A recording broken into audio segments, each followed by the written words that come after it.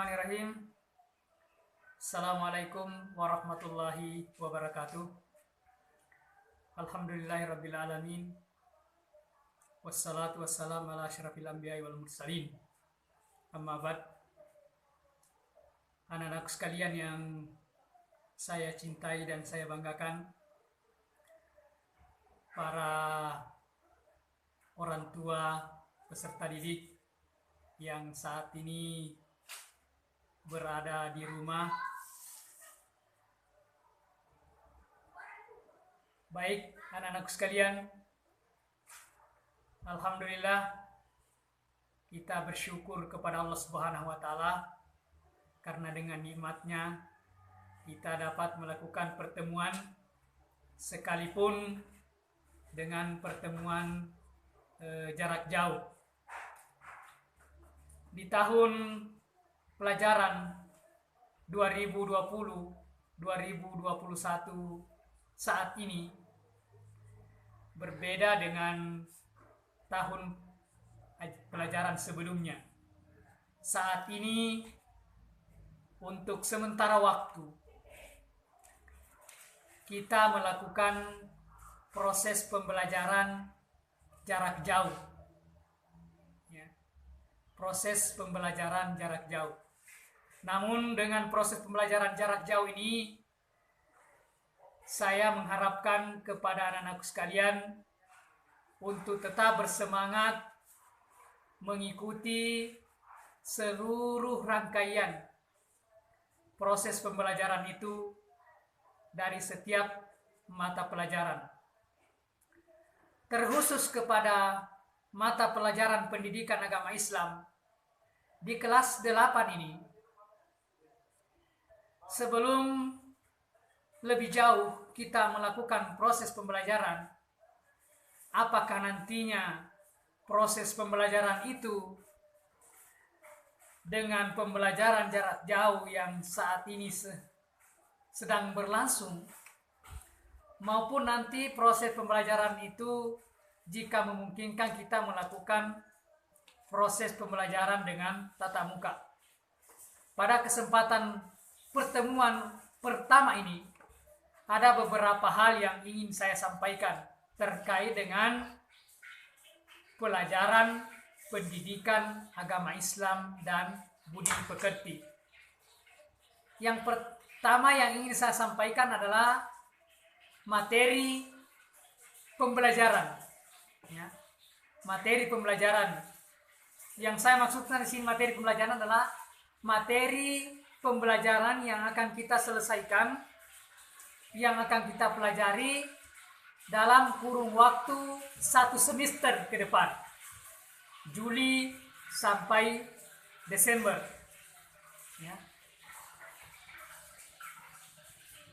Jadi materi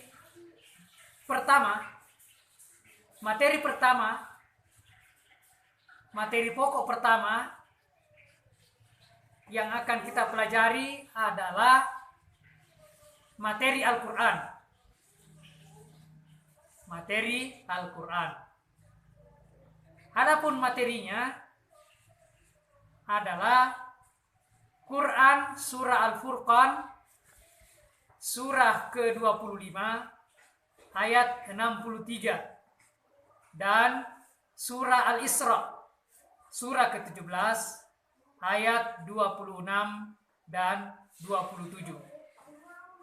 Ini berkaitan dengan sikap rendah hati dan hidup sederhana. Yang kedua, materi kedua adalah materi dari aspek keimanan. Materi dari aspek iman. Adapun materinya adalah beriman kepada kitab-kitab Allah. Beriman kepada kitab-kitab Allah. Materi yang ketiga adalah aspek akhlak. Adapun materinya yaitu bahaya mengonsumsi minuman keras, judi, dan pertengkaran. Yang keempat, dari aspek akhlak, materinya adalah jujur dan menepati janji. Materi kelima masih dari aspek akhlak, yaitu perilaku berbuat baik, hormat, dan patuh kepada orang tua dan guru. Yang keenam, aspek fikih atau ibadah. Materinya adalah ketentuan salat sunnah berjamaah dan salat sunnah munfarid. Materi yang ketujuh, aspek fikih atau ibadah. Materinya adalah ketentuan dan tata cara sujud syukur, sujud tilawah, dan sujud sahwi. Materi kedelapan, aspek sejarah.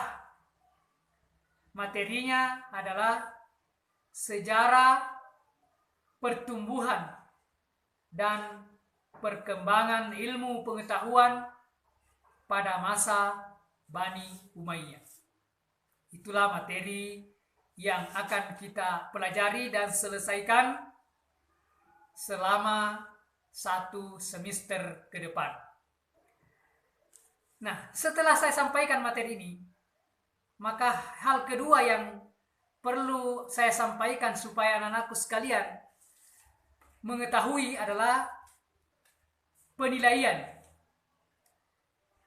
Penilaian di pendidikan agama Islam itu meliputi 4 penilaian. Saya ulangi, 4 penilaian. Yang pertama adalah penilaian sikap spiritual. Yang kedua, penilaian sikap sosial. Yang ketiga adalah penilaian pengetahuan. Dan yang keempat adalah penilaian keterampilan. Semuanya itu terangkum di dalam masing-masing materi pokok pembelajaran dengan KD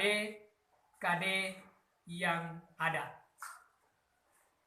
Nah, yang ketiga yang ingin saya sampaikan di pertemuan perdana ini juga adalah setelah Anda mengetahui materi, setelah Anda anak-anakku sekalian mengetahui penilaian, maka selanjutnya adalah standar atau ketentuan ketuntasan minimal. Ya. Untuk sikap, ya, penilaian sikap, dalam hal ini penilaian sikap spiritual dan sikap sosial, maka nilai minimalnya adalah baik. Saya ulangi, tolong di garis bawah ini, nilai minimalnya harus berpredikat baik. Adapun untuk nilai pengetahuan dan nilai keterampilan, maka nilai minimalnya adalah 73. Saya ulangi, nilai minimal yang harus anak-anakku capai sebagai nilai minimal untuk ketuntasan di mata pelajaran pendidikan agama Islam adalah 73. Ya, 73 nilai akhir. Ya.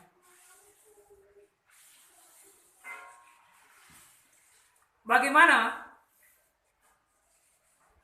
menentukan nilai akhir? Jadi anak-anakku sekalian, di pertemuan perdana ini juga perlu saya jelaskan nilai akhir atau nilai yang akan masuk di rapor, ya, di setiap akhir semester. Di setiap akhir semester, nilai yang dimasukkan di rapor, ya, yang tertulis nanti di buku rapor yang diberikan pada akhir semester itu dari setiap mata pelajaran adalah rata-rata, ya, rata-rata nilai harian, ya, rata-rata nilai harian atau nilai dari setiap KD, ya, dari setiap KD untuk nilai pengetahuan, rata-rata dari setiap KD, kemudian nilai tengah semester dan nilai akhir semester. Karena untuk penilaian pengetahuan ada 3 penilaian untuk menentukan nilai rapor. Yang pertama adalah penilaian harian. Adapun nilai penilaian harian itu ada beberapa macam. Ada ujian tertulis, ada juga yang berupa penugasan. Kemudian penilaian tengah semester itu dilakukan setelah proses pembelajaran berjalan sekitar 9 pekan. Dan penilaian akhir semester itu dilakukan pada akhir semester ganjil ini. Dengan bobot, ya, dari setiap penilaian itu adalah penilaian pengetahuan, penilaian harian, ya, itu nilai bobotnya 2, nilai penilaian tengah semester bobotnya 1, dan penilaian akhir semester bobotnya 1. Sehingga rumus untuk menentukan nilai rapor, nilai akhir di rapor itu adalah 2 kali rata-rata nilai harian dari masing-masing KD ditambah dengan nilai tengah semester dan tambah dengan nilai akhir semester dibagi dengan 4. Itulah yang akan masuk di rapor dan itu akan diperhitungkan dalam penentuan kenaikan kelas. Apakah kita mencapai standar atau KKM yang ditetapkan 73 atau di bawahnya atau di atasnya. Namun anak sekalian, saya berharap ya minimal sekali kalau kita mendapatkan nilai standar.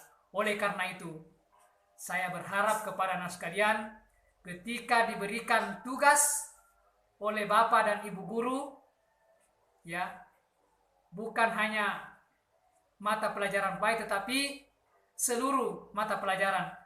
Saya ingatkan kepada anak sekalian supaya mengerjakan tugas-tugas tersebut dan mengirim, ya, mengirim tugas tersebut kepada alamat atau nomor anak-anak, nomor yang diberikan oleh Bapak dan Ibu guru. Karena itu juga menjadi penilaian. Apakah anak sekalian memasukkan tugas, berarti Anda hadir pada saat itu, dan itulah yang akan diambil nilainya oleh Bapak dan Ibu guru. Itu mungkin yang perlu saya sampaikan kepada sekalian, dan saya pesankan dengan belajar di rumah saat ini, saya harap pada anak sekalian tetap berada di rumah, ya. Jangan banyak keluar rumah kecuali ada hal-hal yang sangat penting, dan manakala keluar rumah ada beberapa hal yang perlu kita lakukan. Manakala setelah beraktivitas, maka cuci tangan dengan menggunakan sabun. Yang kedua, gunakan masker, ya. Dan yang ketiga adalah jaga jarak dengan siapa saja. Jaga jarak manakala kita berkumpul, berada di kerumunan, maka kita menjaga jarak dengan orang-orang yang ada di sekitar kita.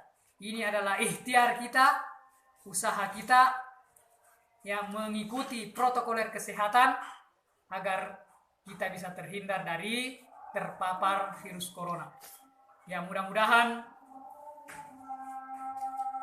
pandemi ini segera berlalu, segera berakhir.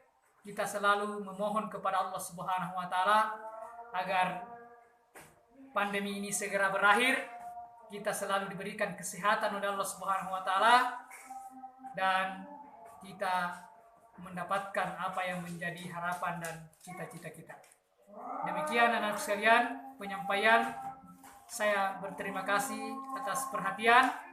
Dan tetap semangat, ya, semangat untuk tetap belajar sekalipun berada di rumah. Semangat, sekali lagi, semangat, semangat. Saya akhiri dengan ucapan billahi taufiq wal hidayah. Assalamualaikum warahmatullahi wabarakatuh.